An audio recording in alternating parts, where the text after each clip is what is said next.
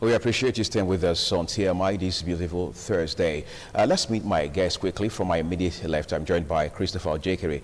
He's a public commentator as well as programs director at Foundation for Good Governance and Social Change. It's a pleasure to have you here, Chris. Oh, yeah, good morning. Thank you. And then next to him is Destiny Owobu, an economist and a statistician who has always helped to bring robust conversation on our programs here at ITV. Thank you so much, Destiny, for coming to join us. Thank you for having me. Indeed. Good morning. I want to begin with you, Chris. Time and again, we've talked about the coronavirus impact on Nigeria. We understand it's not only nasty, but it's novel, it's new. It's not something the world is familiar with. So that's basically the area that brings about so much of challenge as far as this pandemic is concerned. But people are not having this discussion about post-COVID-19. Isn't that so early to be talking about? No, rather it's, I'm surprised that people are starting to talk about it now. From the outset, it was clear that this pandemic was going to wreak havoc on the economies of the world. Okay. So I had thought that more serious nations would have long started this conversation, or at least these thoughts about what to do post-COVID. So if people are just beginning to talk about it now, they're a little late in the day. We should be more proactive in our thinking than that. It is just the right time to start having the conversation. And look at what will become of humanity after the COVID. In Nigeria, for instance, pre-COVID-19, we didn't have what you may refer to as an organized society, economically, socially, politically. I see this as an immense opportunity for Nigeria to now begin to structure its society along economic lines, political lines, and social lines, but more importantly, the economic lines. Because COVID has revealed that any nation that does not have its own ideologies and values, that drives its own economic policies, what I may refer to as homegrown economies, will find itself in the world that we are entering now, always an island and at large. The reason being that COVID-19 was able to reveal that solutions to solving internal problems of nations as a result of the COVID had to be sought locally. Every nation was at once engaged in this COVID-19 pandemic. For instance, just to give you an example, nobody could travel out here to go and seek medical attention abroad, as was the case before then. Everybody was engaged trying to look for how to solve their problems. I have it on good authority that 6 of the machines that was used at the Ira Specialist Hospital, borrowed or lent to us by America just before the pandemic. As soon as the pandemic started, they quickly came, sent the ambassador, quickly came and took them back. Because everybody at that time needed, what do you call it, respirator? They do ventilator. Ventilator. So what that tells you is that this pandemic has awoken the world to the fact that nations need to look inward to begin to think of how to solve the problems of their people, especially economic problems. So it's not early at all to begin the conversation. Let me come to you, Destiny. I'm going to talk a bit more with you, Christopher. Now, the Senate is urging the federal government to present it with a 40-year plan, 40-year development plan. This is a country where we virtually don't project short term, medium term. We just do the budgetary cycle, which is, for want of better words, traditional. Is that realistic? Because this is a curve to the conversation about developing Nigeria. 40-year plan. Yes. It's a good thing. It's a good thing that we are looking ahead 40 years. That's the average lifespan of transforming a country. It was calculated on the basis of, look at China. They had a 40, 50-year plan. Now, most developed countries are able to make significant shifts in their demographics and economic capabilities. Did that within a period of 30, 40 to 50 years. And so, if they have a 40-year plan, if they have that perspective, because they say how far you see behind is how far you see ahead. Nigeria's history as a country, as an independent nation, is about 60 years. And so if you're able to look at 40 years, so that's the length, that's the scope the average Nigerian is used to. Most people who saw the 60s are still alive now, so they will have a whole lifetime to see the full plan. But beyond the plan, we've always had beautiful plans. That's the problem we always had. So I don't want to go into I don't want to be pessimistic about it. We had a Vision 2020 plan. We have a Vision 2000 plan. I remember the great late fella Nicola Pokuti did a song and talked about the year 2000, how we plan to have water, electricity, and things like that. 2000 came, we went back to the drawing board. Now we had a Vision 2020 plan. I remember it was heavily heralded in the early 2000s, Vision 2020. I thought 2020 would never come, but here it is. This is 2020, and we are back to the drawing board. So we may have another 40-year plan, and then I think the only problem is we must first of all find out what happened to the previous plans. Why did you not achieve the Millennium Development Goals, Sustainable Development Goals, Vision 2020 plan? Why did you not achieve those plans? There are issues, there are structural issues that must be addressed and factored into this 40-year plan. And then let's see how we run with it. But why is this so difficult? I mean, we've seen corporate entities in Nigeria and even beyond this continent that have projected 10 years, 20, 50. We've seen some 100. Yes. I mean, large corporations. Yes. They're able to pull this off, privately driven, privately owned. Yes. Why is it difficult for a country to do that with all the resources a country like Nigeria is blessed with? Yes, it is not difficult. It's just one problem. We can reduce the whole problem to one problem. In the case of the private establishments and others, they have a lot of control over their finances. Okay? They operate within what we call the internal locus of control perspective. Idea. For example, they believe that with their resources and the control of their production facilities, they can achieve a lot of things. But the things that develop a nation have to come from within. So let me look at the factors that develop a nation. They are totally not in our control. One, our manufacturing sector is not developed. So we do not have an economy, industrial power to support our plants. That's number one. Number two, the product that generates all the income we spend in this country is oil. And crude oil's market price is determined in the external world. You see, it's not in our control again. As I speak to you right now, how can you be producing something you cannot determine the price? Okay? The crude oil price has collapsed. So when you are planning. And number three, education. Okay? Nigerians, the best educated Nigerians are not educated here, they're educated in foreign societies. And when they get educated there, they stay there. Okay? In most of the cases. In most of the cases. They stay there, they don't like to come back home because it's a better organized society. So while we are planning, I think the problem is very critical issues. For a plan to work, the implementing factors must be localized. Okay? Most of our implementing factors are either not developed or not localized enough. For example, income. You can't have a 40-year plan of development and then you don't have a plan of how you're going to get the resources to develop it. And the financial resources plan is dependent on what happens in the international market. So our revenue base is of concern at this point. It's very important. So while we are developing the plan, part of the plan, in fact, 80% of the plan should be diversification of the economy to develop our capabilities. When you are able to develop, the first stage of development is trying to get to what we call self-sufficiency. Let me give you an example. A man must have eaten very well before he starts thinking about flying to the moon. Okay?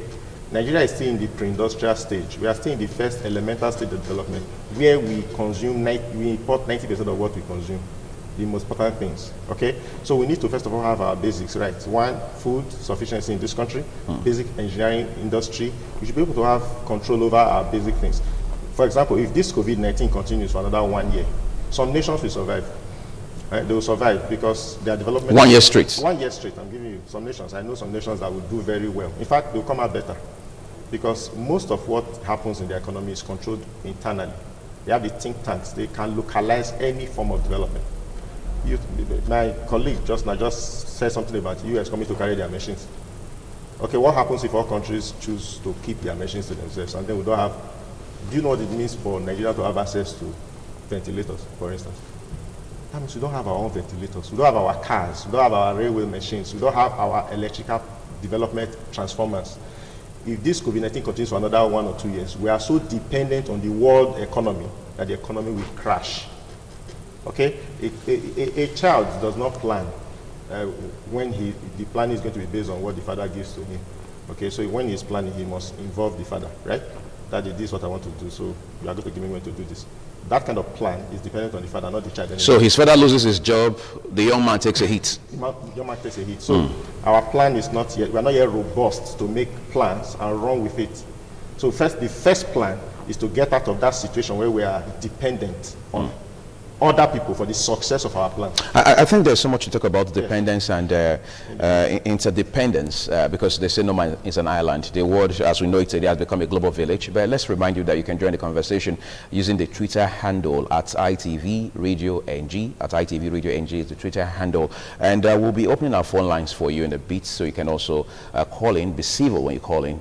This is definitely not an opportunity to sling mud or cast aspersions. Just call in, be civil, go straight to your point, and make it as quickly, as summarized as possible. Let's talk about issues bordering on revenue. In Nigeria, we are told, is essentially a mono economy driven by only one product, the black gold, as they call it. All right, and that isn't doing very well now at the international markets. And then you have Nigeria here depending almost entirely on oil. And then you keep hearing this song about diversification. Let's diversify our economy, even long before COVID came here or even came to the world. And then we're in the middle of a pandemic at this point. Are we not more overwhelmed now than ever? We are, and that's the point he was referring to just now. We are overwhelmed. You see, we won't pretend. We know the state of our nation and the state of our economy. What we just try to do now is to begin to think of the best way to manage and have the best situation within a very bad situation.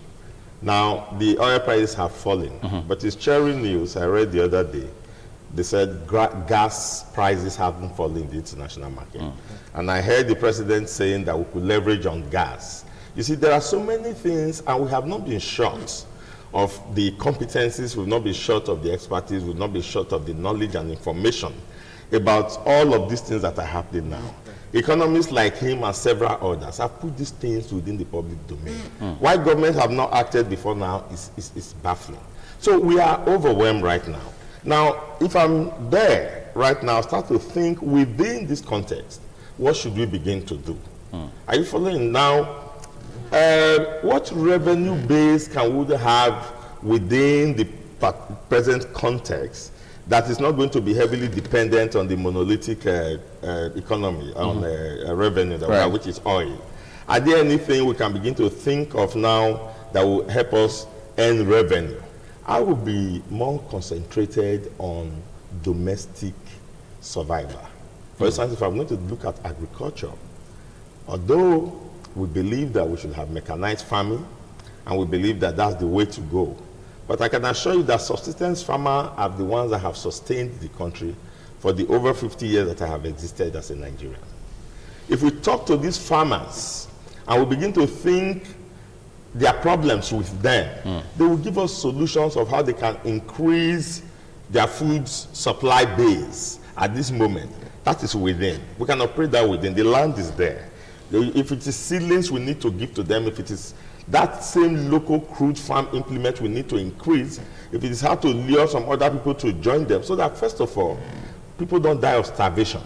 You have local food that we are consuming. Every time I go to New Benin Market and all of that, I wonder, I look at the yam, I look at the plantain that we all eat, and I keep asking myself, which one was produced here by the so-called mechanized farm? They were brought from the villages around the state. If these people have managed to survive and to sustain this economy to this point, all government needs to do now is to bring them and organize them. I don't see how that is mutually exclusive to those who want to run the mechanized farm. It is not. But what we are going to be looking at now is how to grow these little, small and medium businesses so that we can have at least within the country survival, subsistence. While I am hoping that it's a wake-up call to those in government and in authority to begin to now believe what economists have put in the public domain, that you need to build structures, you need to build institutions, long-lasting, sustainable economic institutions. Are you following? So that when we are, as we speak now, we're overwhelmed. So that when we have this kind of crisis, we have it now in the health sector. I was shocked the other day when I was sitting here, and the professor was sitting here, and then he was asked by Sonny Dew, how come you guys are having problem with all these suggestions you are making? You've not been able. And he said to us that we do not have in Nigeria, as big as this country is, any laboratory where you can isolate the COVID-19 virus and culture it so that you can do research on it and work towards the solution. We don't have such a laboratory in this country. So our intensive care units, what are their states in our hospitals? What is the state of our research institutions? I'm speaking medically now because COVID that brought all of this one. What's the state of our laboratories, our intensive care units, our research institutions that have to do with medical research and all of that in this country? We don't have it. So while we are thinking of how to extend the palliative beyond Indomie and all of that into small and medium scale business so as to sustain and subsist, then I think that brain work should go on now. And government should shy away right now. This is the time to shy away. It is not monolithic economy we have. It is monolithic thinking. That's what I think we have. We are monolithic in our thoughts. We have all the indices for growth in terms of natural resources. Right. As he has pointed out, what we don't have is the structure to harness these indices for growth. That's what we don't have. So that's our problem. So I should think that right now that we are overwhelmed, we should not despair, but we should begin now to think very fast. What do we do? The health sector, for instance, all these are highly capital intensive things. The budget has been reviewed. All the targets of the budget have been reviewed. So we are really in this situation. And I think what we should just begin to do is to think of, first of all, how to subsist within this context. We're going to take a break shortly, but just before we hit that break, let me quickly ask Destiny this. We're talking about strategies, how to strategize within this kind of economy. Yes. Yet we have a country where we pay abysmal attention to critical issues like education, like health. People have to be alive in the first instance to do anything else, to go to school, to get a job, and to even be in politics, for example. We're told that our budgetary process doesn't favor much things like education and health. Does this pandemic reset our thinking along those lines? Yeah, it should. It should. It should. When a plane crash occurs, the first thing they try to do is to commune a study, combine a study, experts to find out the causes of the crash, and then to purge the system. That's why the plane has a brain box. A black box. A black box. Right. A black box, yes. To harness the data before flight and in flight, before the thing happened. Sometimes those studies take about 6 months for them to submit their results so that we can redesign the plane and possibly prevent future occurrence. The biggest crash that has happened in the world in the last 50 years is COVID-19. Okay? So there should be a comprehensive study to understand the impact before we begin to develop solutions. So as an economist, I wrote some things that we must have learned. First of all, that because when a crash happens, it throws up what we call vulnerabilities, which people did not know exist. So I wrote them down, and because of the importance, I chose to write them down and read them to the public so that the government officials will listen. Clear vulnerabilities in the system first, then so that we begin to look at it. First of all, it showed something, that Nigeria does not have an unemployment bureau, for instance. Now let's ask a question. If people, after this COVID-19, a lot of people will be thrown out of jobs. Do we have a system where you can collect the data of people who will be thrown out of jobs? Is there an office in your state or in the country where people can go to and say, I don't have a job, I lost my job? Do we have such a platform? Whether we like it or not, nothing less than 40 million people will be disrupted by this COVID-19. We should be looking at that. Unemployment. Where is government going to get its data from? How will they be able to assess the impact? Where is the office you are going to write? They should create that. That's number one. It's a fallout of the system. Number two is identification. The problem was created when they were trying to dispel palliatives. On what basis? There was a problem. On what basis did they... So how do we identify the so-called poorest of the poor? Poorest of the poorest. So identification is very important. And we have a national identification system. Is there any part of our constitution that prevents states and local governments from having their own identification system? The reason why we had a problem is because we have a national base, a national database that is not consistent with the entire nation. We have 200 million people in this country. Not more than 60% of them have access to any form of identification. Okay, so it's the time to develop identification system from the primary from the local government to the state government to the federal government. There should be a database of human beings who live in this country.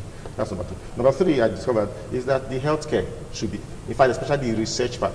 Other countries were trying to develop vaccines, look at quick solutions. Madagascar, for instance, an African country, were able to find out, create a product quickly. Even if the product is not working, that's a brand. It's a Even brand. if. Even if. Let's assume. It's a statement. Right. The world will take them serious. They are trying to find a solution. Where is our own homegrown solution? Nigeria is supposed to be the giant of Africa. And so, why didn't we, we have a lot of experts, intelligent men in this country. Why couldn't we have one product, one machine, or something that was developed and publicized that this is the Nigerian solution? Because we don't have research institutes. That's what he was talking about just now. Where is our think tank group of researchers? If this thing happens, you know what we are doing? We're listening to the word. Anything they tell us, we do. Anything they say they are doing there, it works. What is our own homegrown solution? Our diagnosis. What did we trace the COVID itself? What is our statement about COVID and its mode of transmission? Right. Nothing came from this country. I watched all the news. Nothing. They were simply analyzing they were recycling what the West was recycling. They couldn't come out. For instance, China came out and brought the face mask thing. Americans said no, they don't believe in the face mask thing. Different countries were operating it differently. Okay? Because everybody has a mind. They can think for themselves. Independent thinking. So what was the Nigerian thinking on COVID-19? What's the statement? Our healthcare, we need to invest in it, especially in the research part. We need to have experts who think for this country. Number 4, I looked at what about disaster fund, for instance? You know, Emergencies. We should have, right now, we should create a pandemic fund. But then again, the typical Nigerian will tell you, what if there's no pandemic in the next 200 years? No, it will come again. It will come again. The world has been here a long time. There have been a lot of pandemics in the last 200 years. What's the distance between Ebola and Ebola and the other one? About 6 years. The frequency of these things happening now is increasing. Okay, it took about 60 years from 1918 flu to the next major one. In the last 30 years, we've seen close to 3 or 4 quick flus. What it's telling us is that as the world is developing, the rate of transmission of flus is also developing too. Yeah. So we don't expect So the intervals are shrinking. What that tells you that every country should have within its national plan an emergency, a pandemic response plan.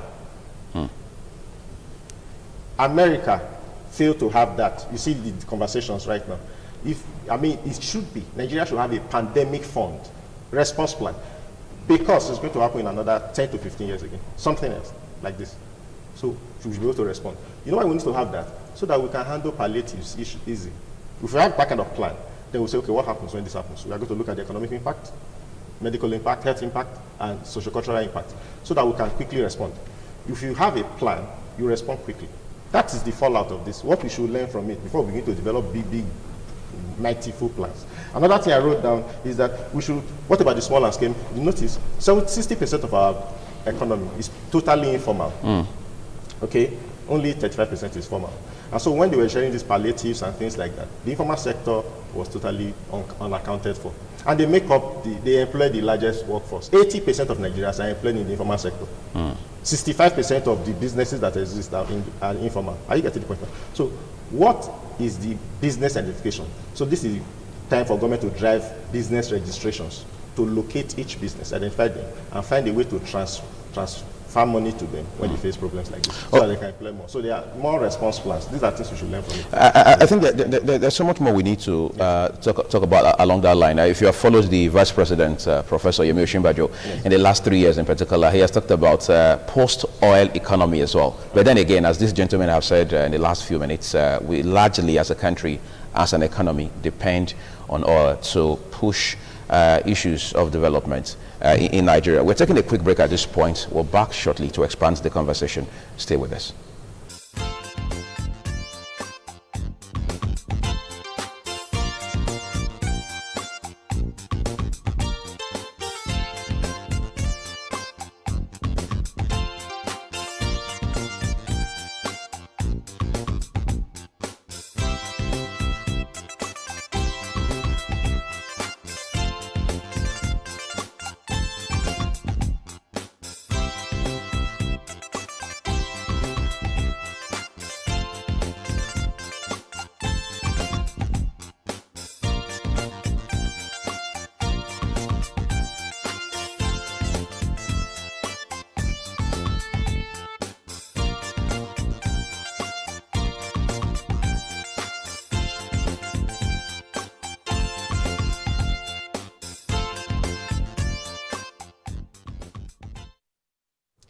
We appreciate you staying with us. So we're going to put the number you can call on air in the next couple of seconds so you can lend your voice to this discussion we're having this morning on the program. Let's talk to you again now, Christopher. Yeah. You look at Nigeria, you see many experts are now talking about what Nigeria is likely going to be like post-COVID. A lot of persons are saying the pressure that this pandemic brings would have weakened our systems further. Is there much you can do in the middle of the pandemic to strengthen systems, given the fact that there's acute shortage of revenue, there is so much of pressure placed on existing, however limited resources that we have?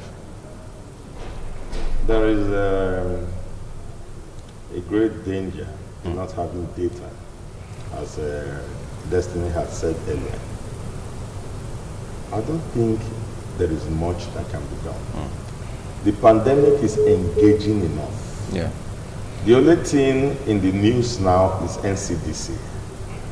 And even NCDC, with all due respect to them, seem to have added to the already overwhelming situation. In what ways? By the figures? By, not the figures, by the lack of transparency and lack of logical and statistical information that they have made available to the public in being able to trace and understand this.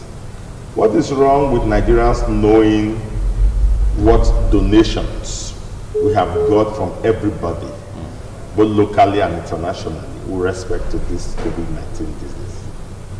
What is wrong with Nigerians knowing how these monies are being spent or structured and which ones are being kept for the post-COVID-19 economy? What is wrong with Nigerians knowing that? There's a lot of confusion and a lot of secrecy, shielding, stilts around all of this.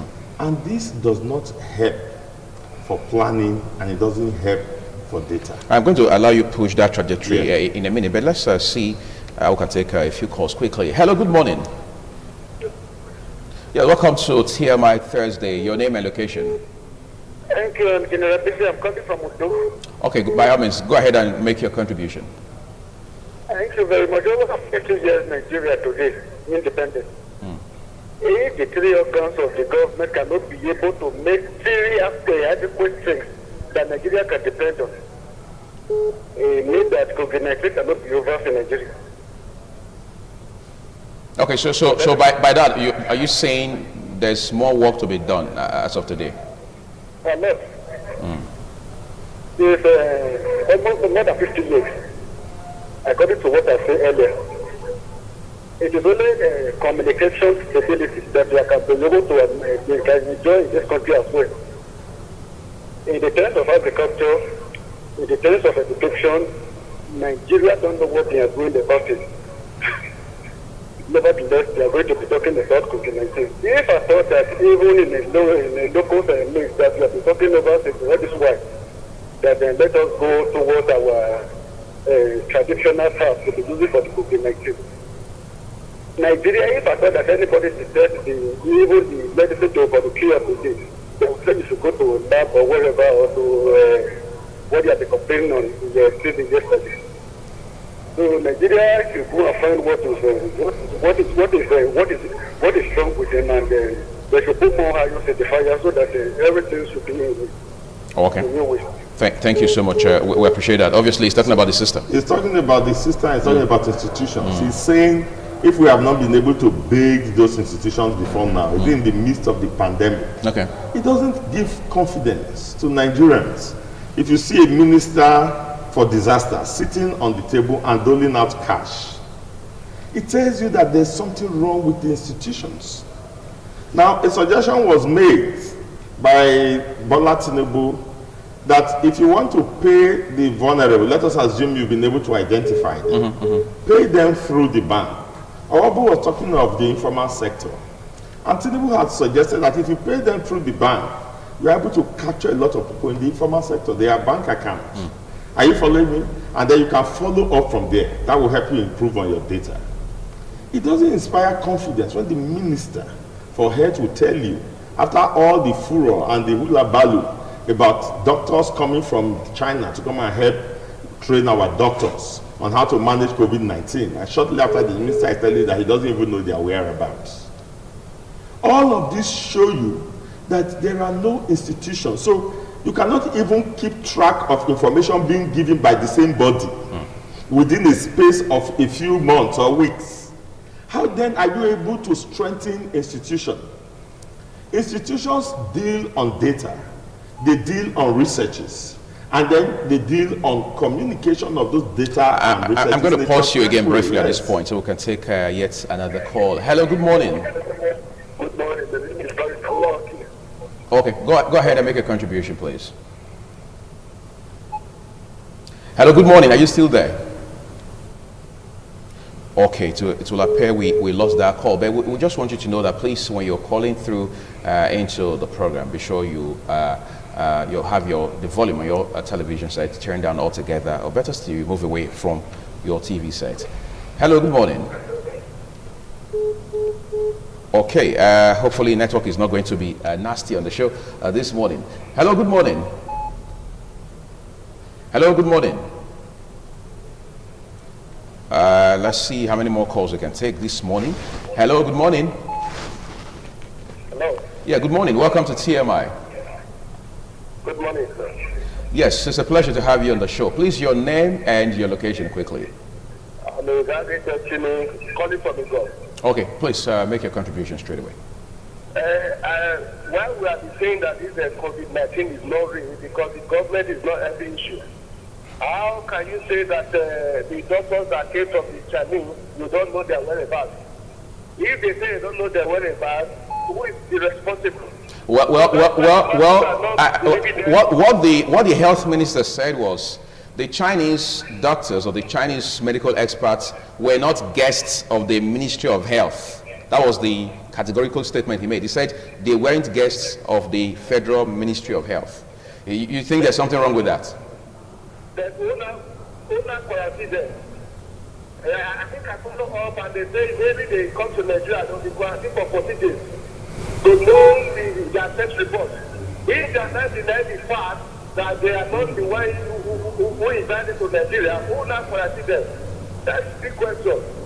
They should need to answer. Okay, thank you so much for asking the question. You are in Nigeria and you have the right to ask such a question, but we're hoping that in the days ahead we will have all the facts in front of us. Hello, good morning. Please turn down the volume on your TV set. Okay, let's come back to Destiny. Let me allow you to catch your breath for a minute.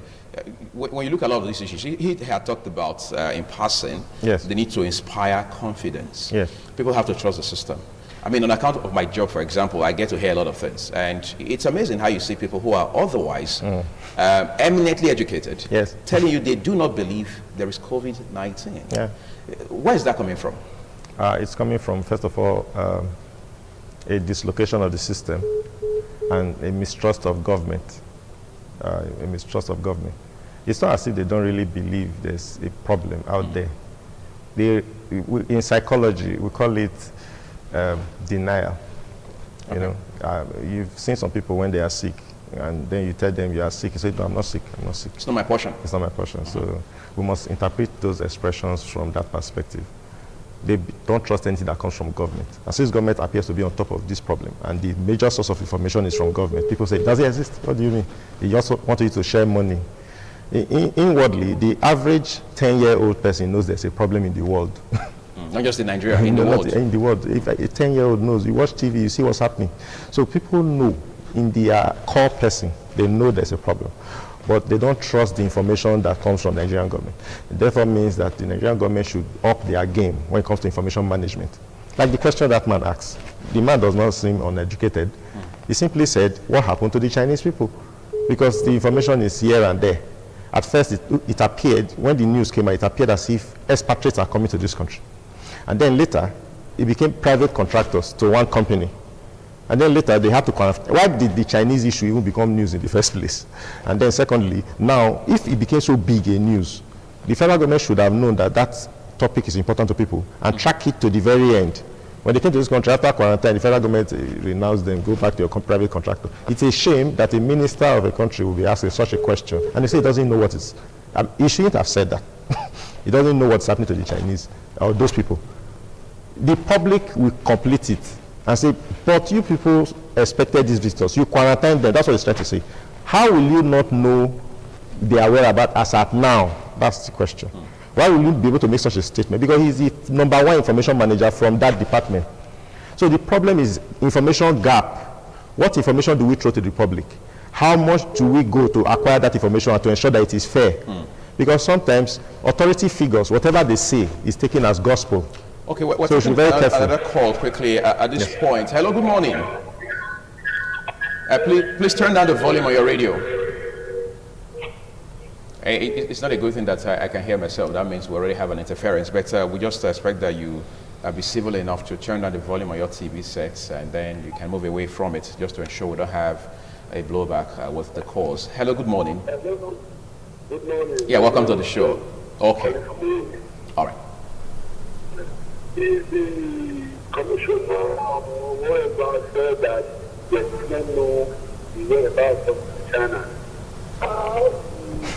Hello. Are you hearing me? We're still here. For the records, it wasn't a commissioner who said that. It was the Minister of Health, Dr. Sage Hanere, who said that the Chinese medical experts were not guests of his ministry. That's what he said. He didn't say they were not in Nigeria. He said they were not guests of his ministry. So he wasn't responsible for the whereabouts. What part of that do you feel uncomfortable with? Okay, I think we lost that gentleman. Let's take this one quickly. Hello, good morning. Hello, good morning. Yeah, welcome to TMI.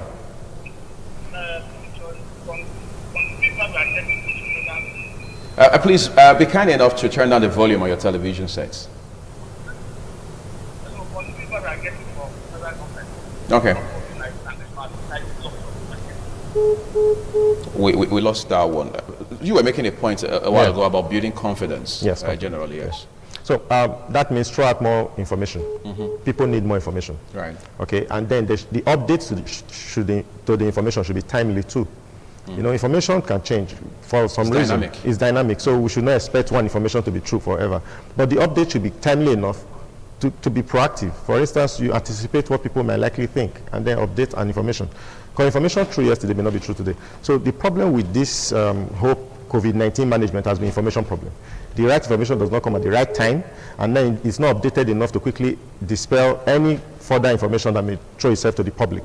So it explains why most people are having a lot of arguments, doubts, what happened to this. For instance, in the palliative space, sharing the palliatives, Nigerians are not, there's no consistent way of championing information on what happened. People want to know what happened to that palliatives. And to the extent as which they don't have that information, they will develop their own theories that they don't share around. You know, there's a distrust of government. And the bad thing is those assumptions can be dangerous. They can be very dangerous, yes. Hello, good morning.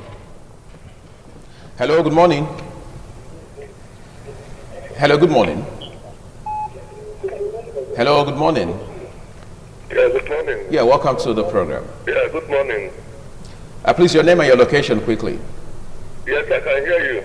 Yes, we hear you all right. Good morning. Good Can you morning. hear me? Welcome. Yes, we can hear you all right. Go ahead and talk to us. Yeah, this is Mr. Yeah, I'm from Abuja, Mr. Chidi. Okay, okay. Yeah, the issue of Chinese workers in Nigeria. Initially, the COVID-19 task force told us that the Chinese are going to be brought in the country. Now, the Nigerians in quote said they don't need it. Well, that is the medical doctors in Nigeria said they don't need it. Yes, the NMA vehemently stood against the idea of bringing in those those medical experts, as we're told they are. Yes. The people said there's no going back. Yes, there's no going back. There's no going back on Chinese coming to Nigeria. And besides, these Chinese people now, where the other time the journalists asked them questions, they said they are helping the workers, the doctors to install the ventilators and whatever they come with. Another one is that even if you are living in China, if you exit a day in China, you are in trouble. You must make sure they evict you from China, or they will be persecuted. But up to today, these Chinese people are still in Nigeria. moving around, and nothing has happened to them. And you can't fool Nigerians. It's just that the Nigerians are wise. Coming to palliative, see my brother, palliative is shared. If really government want to share the palliative, it will get you even to the vulnerables, even in the rural areas. You can imagine. Why can't they share this palliative through the councillors and the councillors representing their states? If you come to any state, you have local government chairmen, you have councillors, you have kings and traditional rulers. So through that one will be okay. Everybody can get it. I remember 1982, 83. There is nothing that Shagari government brought to the federal, to the state, that will not get to the rural areas. So that is my role. Thank you so much. We appreciate your own on the show. I mean, this gentleman has taken our time to talk about palliatives. Yes. He was talking about data, how to identify the, as we now know them, the poorest of the poor, and so on and so forth. Going forward, we are not going to be talking about palliatives forever, are we? Exactly. What we should do?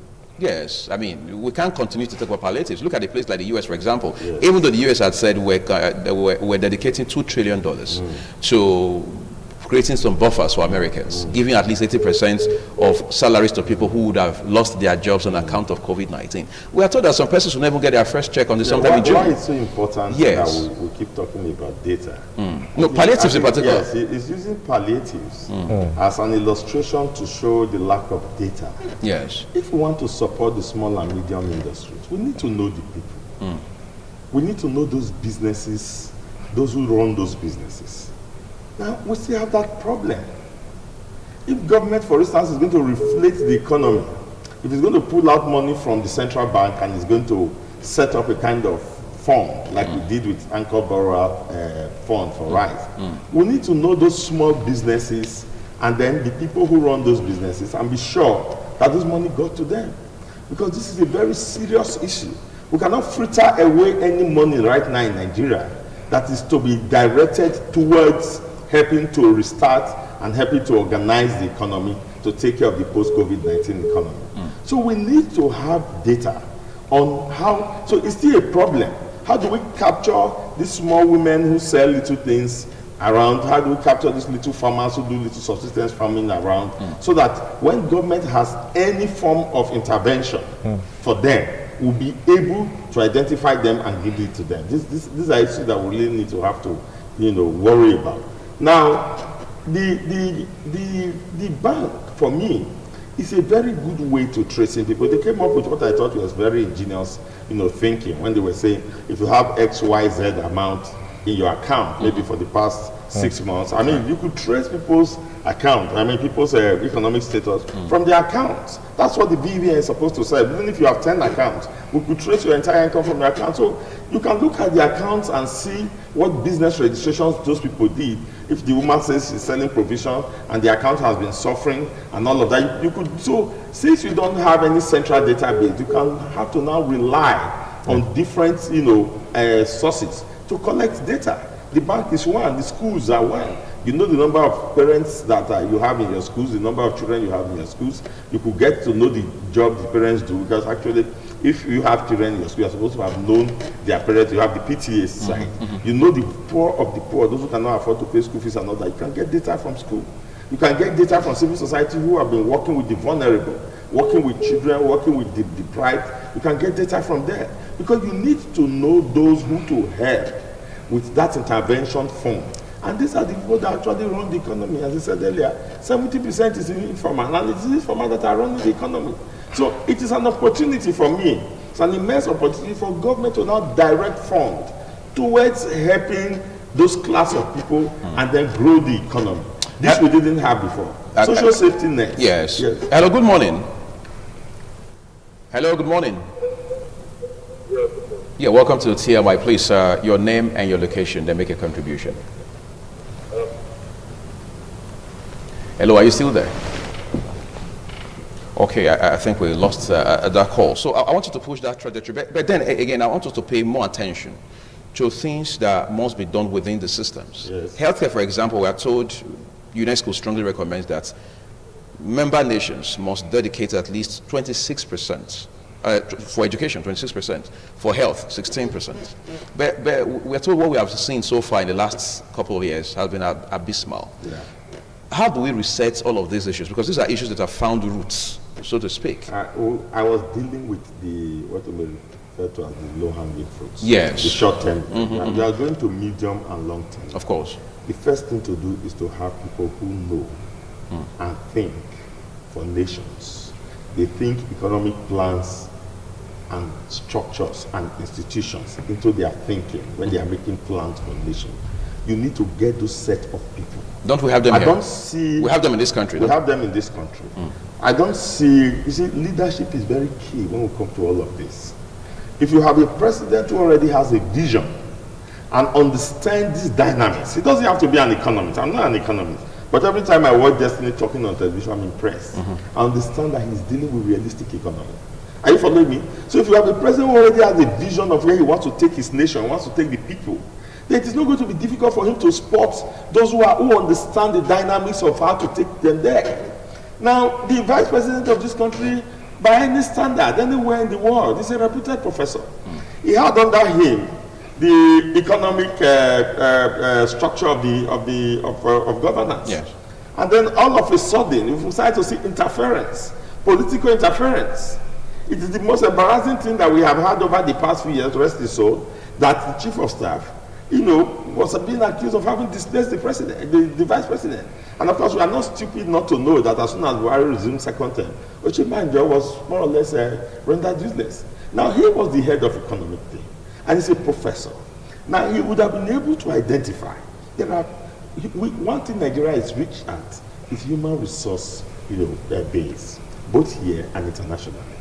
You cannot build a nation like you plan your, cultural domestic ideas, restricted to your cultural domestic domain. Nations are heterogeneous, they are dynamic, and they are complex. So you need all four thinkers from different spectrum of the society and pull them together. Realities in the north are not realities in the south. For instance, like the rice diversification that we do. I can assure you that the rice diversification thing is working. I think that is probably the only achievement we will have after Buhari leaves. It's working. If you go to the Nigerian market now, you have big bull, you have different savannah, you have the mama choice, locally made. Nigeria made, locally made, beautiful, that can compete with any in terms of quality, and in fact, of course, in quality is better than anyone. In terms of even appearance, it can compete with any so-called foreign rights. Now, that is also a policy that was driven because the president had hearts to it. It has provided a lot of jobs for those northerners. We didn't gain much of that in the south. Now, you have a lot of northern population walking the streets. That's why I said earlier that mechanized farming and subsistence farming can go hand in hand. Because if you want to mechanize our farming today, what are you going to do with this army of unemployed youths?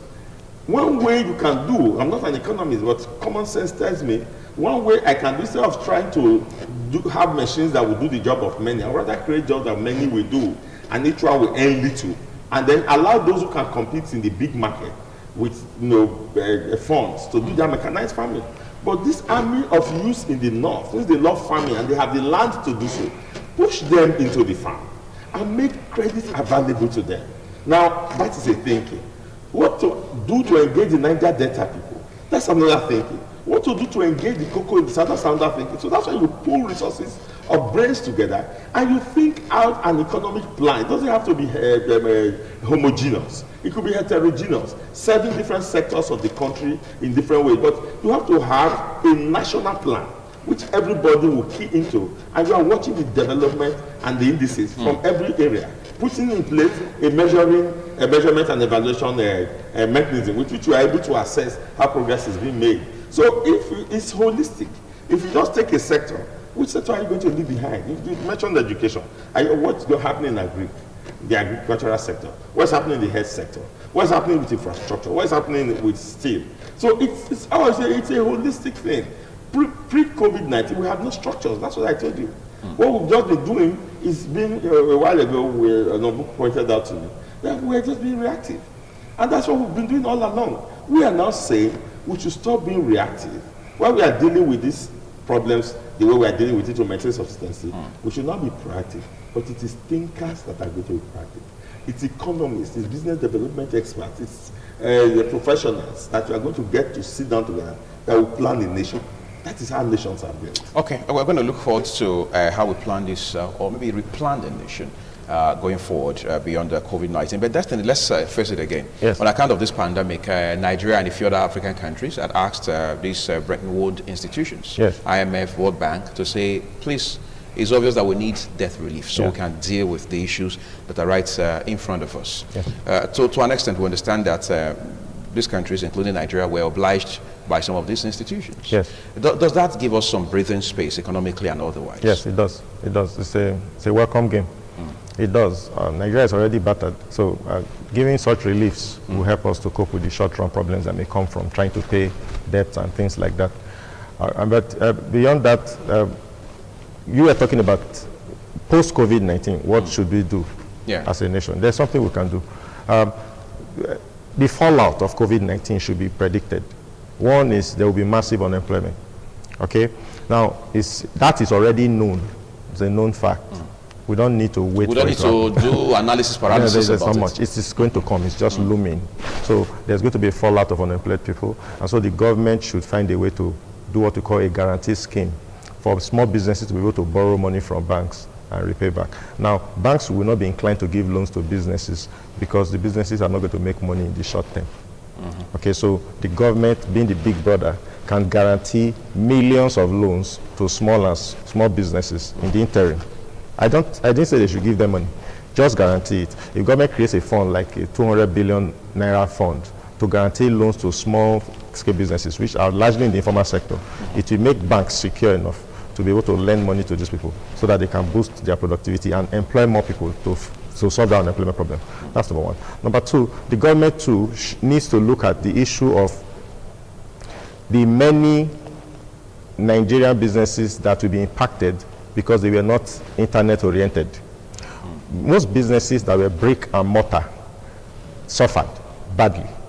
Brick and mortar, I mean, that depend on physical structures. The traditional approach. They are all impacted. Whereas in the same period, most companies made triple billions in the pandemic. There's a major American company that made more money, employed more people. Amazon, for instance, employed over 100,000 workers in the pandemic. It therefore means that the universal focus of business is now on digital platforms. Okay, so what government should do, all government establishments should be digitized. It allows people to work from home and things like that. Okay, it means government's major priority is to find a way to digitize the economy on every front, public sector, private sector, and others. The private sector people are naturally able to respond, but the government should make it a priority to digitize this public, the civil service, to ensure that civil servants can sit in their house, use laptop, and work in the office. Because if a pandemic like this happens again, and the world will respond digitally. So if it happens again or something like this in the future, a country that has prepared should be, all universities should be looking at digitizing. Education is on down now, everything is on, but most universities abroad are trying to digitize, trying to go online. So universities should also be developing their systems. Everybody has a role to play, the private sector, the individuals, the government. Post-COVID-19 is a lesson for the three agents of society: government, individuals, and businesses. Those are the three agents of society. Now, individuals should have learn a lesson on managing their finances.